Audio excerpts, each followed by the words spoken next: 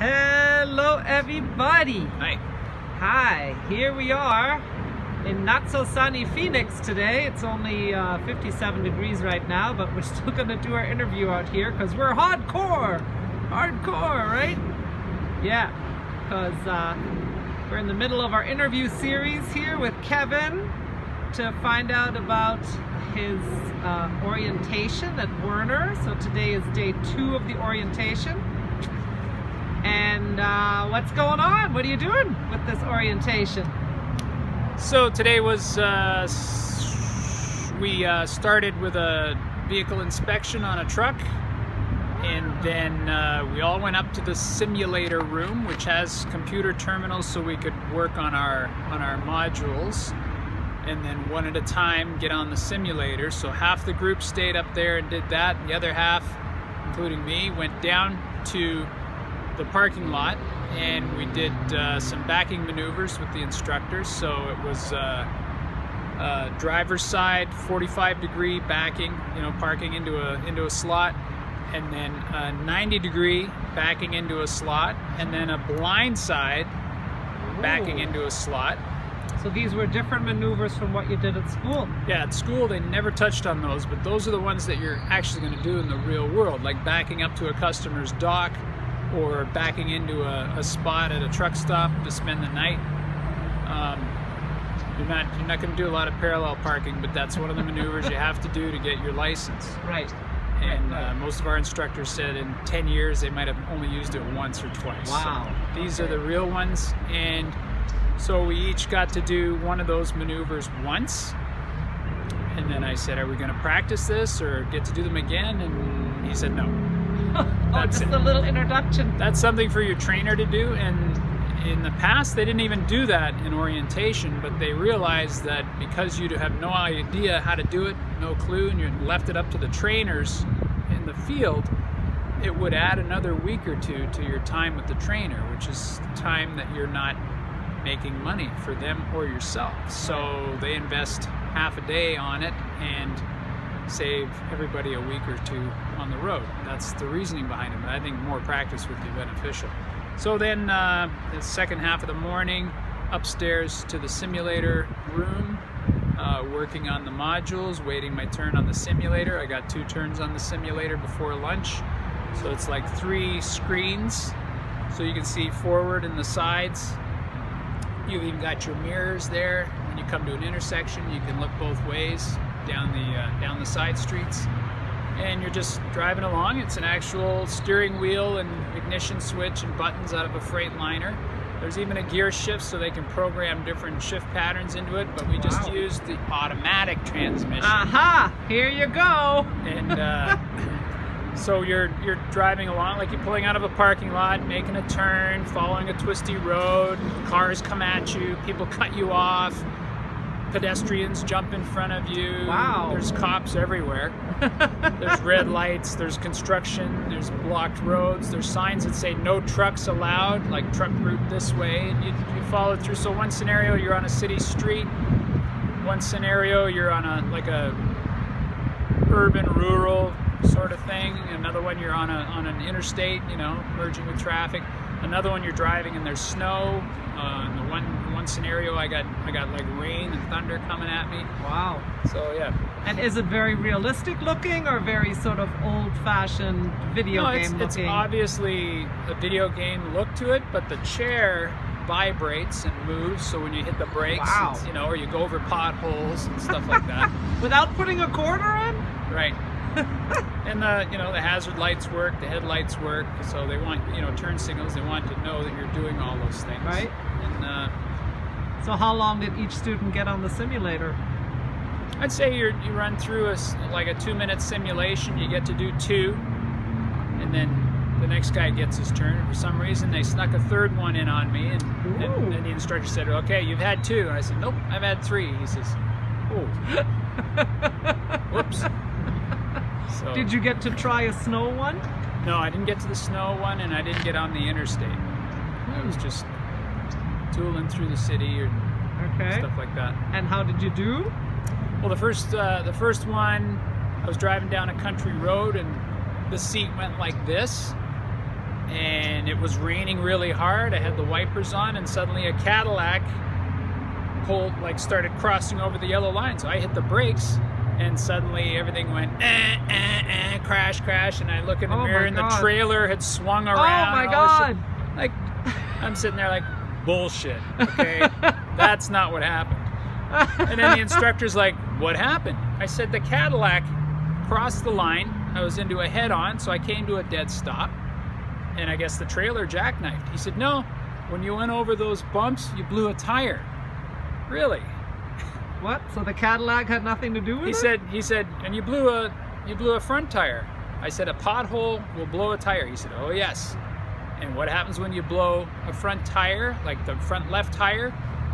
The truck will pull in that direction, and you're into oncoming traffic.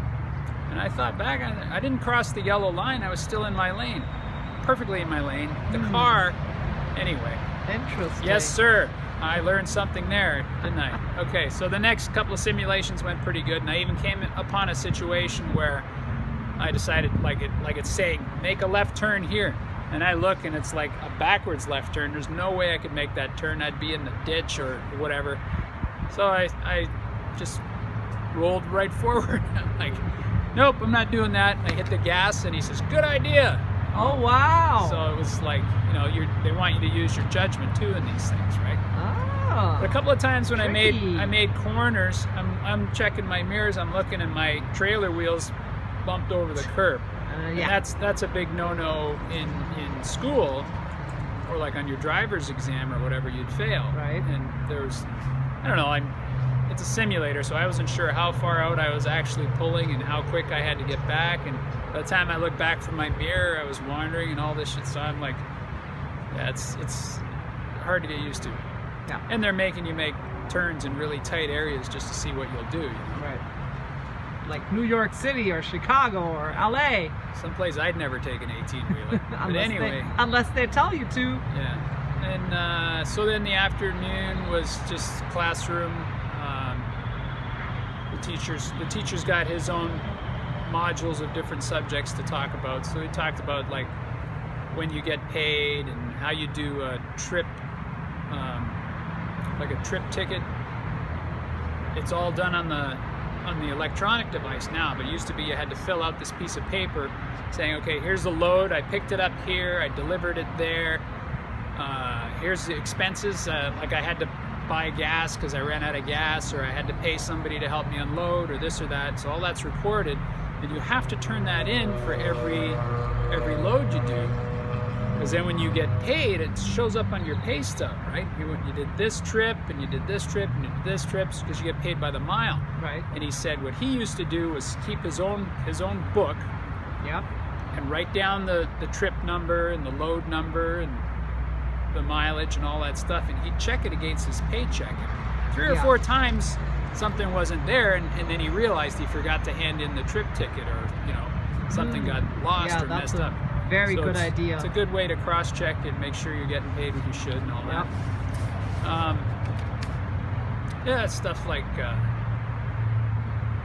equipment, and didn't touch on benefits. We have a benefit package we got to look at. Different things about working for Werner, and CSA, the Safety and Accountability Program. That's was started by the Federal Motor Carrier Safety Association. So you get points for certain things, like if you fail a DOT exam, or you get put out of service because you failed an inspection so bad your truck's too dangerous to take on the road, or this or that. So there's a point system, and you only get so many points, and then you're in trouble. And it stays on your record too. Yes. Yeah. Okay. Different little things like, this is the way Werner wants you to do their inspections. And this is how you do your daily inspections. And how was when you did the inspection this morning, the truck inspection, pre-trip inspection, which you were eating and breathing and dreaming when you were at school? So how was it? Was it all still in there, or? Yeah. Oh yeah. I still remembered everything. He'd point at something and I'd start reciting it.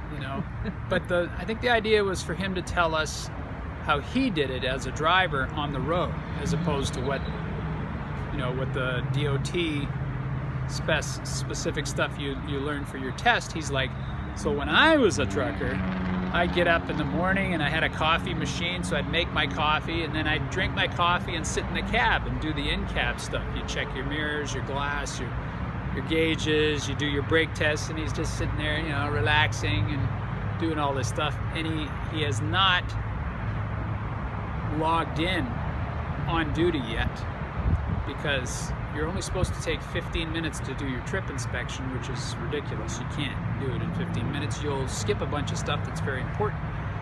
So he'll wait until he's at the point where he's out of the truck and he's going to start checking lights and stuff like that. So he showed us there's a special button on the dashboard for checking all your lights, instead of having somebody in there, you know, turning signals and stuff, and you're running around trying to check it all. This is a Kenworth. And so you just flip this switch and things start flashing and you just go around and check. So this is the point where you'd say, like, okay, now I'm gonna log in on duty, because you're trying to save your on duty hours to get as much productivity as you can, basically, and get the driving time. Yeah. So then he took us. So when you're doing the outside inspection, you have to be on the clock at that point. You're supposed to be on for the whole thing, but there's a point where you don't have any choice. Like if you start the engine, the computer knows it and it's logging it, because that's going to count towards your time. You know. So you have to figure out how to kind of do some of it on your own time and then some of it on the clock. Okay. He showed us a trick to open the hood on this Kenworth, because he used to drive Kenworths. So different. What year is this Kenworth? The one we were looking at was built in March of 2018. Okay. And I know the trailer on it wasn't in service anymore. There's too much wrong with it. So this is the one we used for maneuvers too. Okay. So this might be the one they used for instruction. And what color is it? Blue. Really nice blue. What kind of blue? Really nice blue. A really nice blue. Yeah. Oh, good. Okay. So the inspection went well then. You went well, but he told us his way of doing it. So there were certain tips, like, you know, here's when you want to get under the truck and actually check this and this and this, and you know, some things you don't check every day, but you definitely do every week.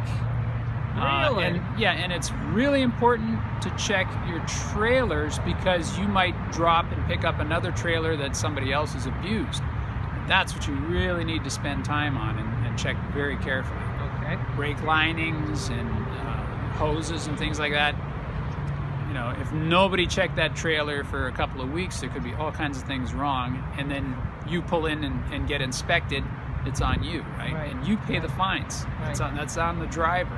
Yeah. So, you know, you gotta think about those kind of things. And then when we were waiting for him to bring the truck around to practice the backing maneuvers, we saw a Peterbilt. Now, we had been talking with him, and he's like, oh, I love Kenworths, you know, I always had a Kenworth, and that's the best, you know, and all this. And we don't even buy Volvos anymore. There's probably one here, and it's really old, you know. But yeah, you know, Kenworth's really good. And somebody said, don't you have Peterbilts? And he says they're rare. He said we had one class finish out, and you know, the guys came back from their training rides, and there were like 2 Peterbilts sitting there, and that never happened before, because it's so rare. And you could imagine everybody was like rushing for them, elbowing each other out of the way. Peterbilt's supposed to be even better than the Kenworths, which are like the Cadillacs and trucks. So we're standing there waiting for him to bring the truck around, and we see a Peterbilt sitting there. Oh! We're like, guys, look, there's a Peterbilt. Oh my gosh, we're not worthy. And there's a driver sitting in it. Oh! So we walked over and knocked on the door, and he was eating a sandwich. He's like, hey, how's it going? I'm like, hey, like your truck, you know, like, what do you think of these Peterbilts? He says, man, not making any money. Thing's always in the shop. Oh no! What do you mean? He says, I don't know what it is. These, you know, the Kenworth and the Peterbilt have the PACCAR powertrain, you know, they're both the same, so you get the same, you know, this and that, but he said the brakes seem to be an issue. I don't know if this was like built on a Monday or something, or you know, somebody screwed up, but I've heard from other Peterbilt drivers too, and get a total brake job, you know, all reworked, everything brand new. 500 miles down the road, they start screeching. Every time you step on the brakes, they're screaming. And How weird. He called the service guy, you know, the service manager, and he's like, "What are you talking about? You got a brand new set of brakes, blah, blah, blah." So he recorded it on his phone. And the next time he called, he's like, "Listen to this." You know. Is it a particular year? What? Maybe it's just that particular year? I think it was a 2019, so it was a couple of years old. That's weird. But he said he was sitting there not making any money because he had to come in and get work done again on it. Right, so and you're not getting paid when you're sitting there. He was a little upset about that, and you know. Did you find out if he's been with the company for a while? No, I didn't ask his service record or get his number or anything like that. We're just talking, you know, do you got any issues with the truck? And I asked him what he thinks of the drivetrain itself, you know, that's the PACCAR drivetrain. Is the engine and the transmission, they're really coupled together, and even the rear ends, everything is kind of tuned toward economy and a certain power curve. And he said he had no complaints about that. So, you know, just get the regular servicing done. Okay. So I think he was just pissed because he's in there for another brake job already and losing money on it. Right. Yeah. But most likely, you know, like your instructor said, there's not a lot of Peterbilts available anyway. So. I'll be looking for a Kenworth, I think. Yeah. When it's time. Starting to rain, hun. It is starting to rain. Wrap it up, man. Okay. Well, anything else? No, I got a lot of homework to do. I got like 12 modules to complete. Each one takes about a half an hour, and I want to get it all done. Okay. Yeah, I noticed they let you out early today. Yeah. You started at 6:30, and they let you go what, at 4? 3. 3. Yeah. Wow. Yeah, but it's you know, I got to get a few hours in on the homework. Yes. Okay. Maybe they were just trying to keep you from having to drive in the rain. What do you think? No. I don't think that's it. You had your whole rain gear with you this morning. Did you need it? Did it rain on you? I wore my new jacket out there on the range just because it was cold and a little breezy, and it might have rained at any time. So I had a nice waterproof jacket on, but it didn't rain on us at all. Okay, good. Yeah, so you did not try out your waterproof pants? No. And how are the shoes? Day 2. Shoes are good. Shoes are good? Yeah. Came untied a couple of times. Okay. But other than that, all right. Cozy. Well, thanks for catching us up. Day 2 orientation at Werner. We hope that all you guys watching got something out of this interview. It certainly gives you an idea what to expect. If you like the video, please do give us a thumbs up. And if you have any comments or questions, please put them below. And if you want to see more videos like this, if you want to find out how this continues, push that subscribe button. Thank you, Kevin. Well demonstrated. And with that, we thank you. And that's it. With love from Kevin and Tanya. Bye. Bye.